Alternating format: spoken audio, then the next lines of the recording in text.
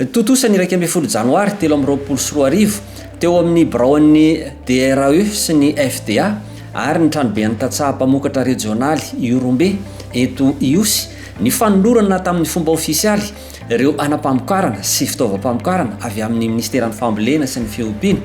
ho an'ireo tatsaha-mpamokatra mpahazo tombontsoa novatsin'ny FDA na ny tahirim-bola ho fampandrosoana ny famokarana Iorombe vola. Vokatry ny fiaraha-miasa amin'ny fandarana asa defi izay famatsim-bolan'ny FIDA izao hetsika izao. Tokantrano tatsaha 840 anatina fikambanana tantsaha miisa 440 avy amin'ny distrika 3 Iosy, Iakora ary Ivohibe izay mandrafitra ny faritra Iorombe no ny sitraka tohana ho famatsim-bola ny tetikasan'izy ireo. Ny tohana ara-bola azon'ireo fikambanan'ireo no nahafahana ny vidy ireto fitaovam-pamokarana maro samihafa ireto mba hampitomboana ny famokarana.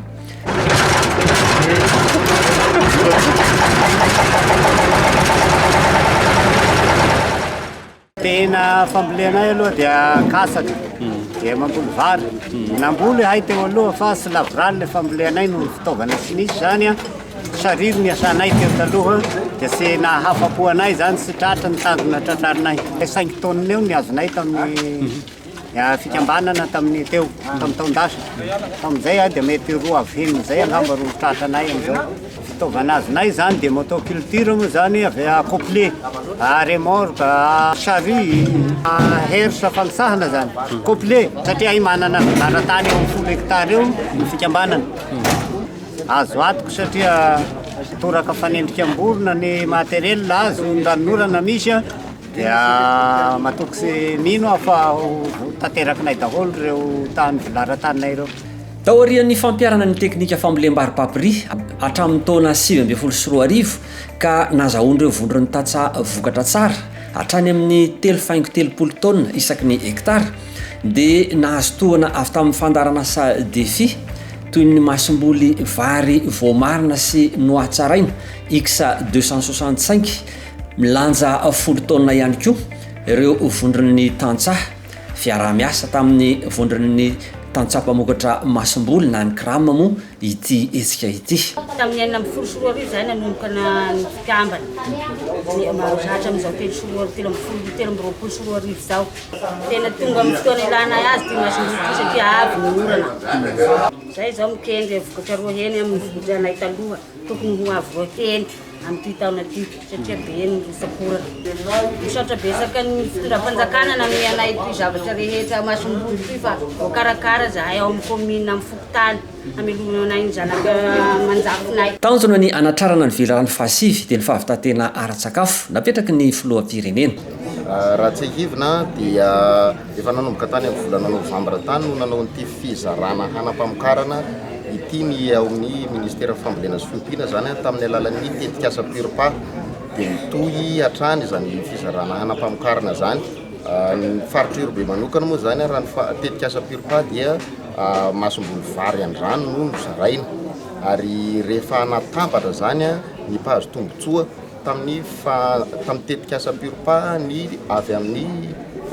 FDA sy ny fandarana asa defi zany dia efa tafiakatra hatrany amin'ny 9,000 mahery ny mpahazo tombontsoa ary masom-boly mahery ny 70 tonna ny efa voazara atao amin'ny faritra zany. Raha ny vary manokana zany dia manodidina ny 20 tonna eo